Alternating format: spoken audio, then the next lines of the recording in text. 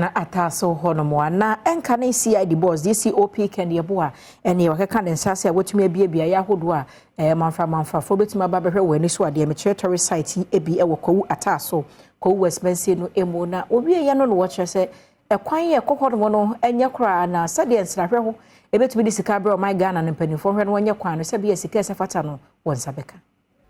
Kane kwanchirafo pani anu oda wosi adwumakuo no ehwehwemu aso ye mekire Criminal Investigation Department CID ano DCOP kenyeboa ya wo na homegye mu ena ode adesrede eto abanim se onmodin ase Ataaso kwan a atete apansam no obesiesie no wokiremu a wabie ensrahwebea ewo mpatam honomu a eboa momofra nso eba ho besua ade na omanfo nso ba ho ebeje wani a kebetumi di sika abrekuro no nanso ekwan ye wo ho no entumi emasa ani so ade hunu no emaso ode adesrede ato so afo hwe akwan na kwantempo ho nsam so kwasi am akwantanim se omomodin se oba be ye kwan no animanimu ya se ne be ya mpuntu a wonpotam ho no so ebetumi agina brane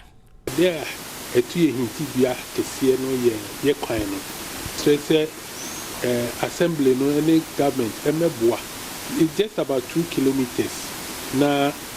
omonfa emboa se ne be ya ebetumi aboa ma amanfo etumi abaha na GSS ne project a ewo hanmu nyina no na manfo etini cocoa farming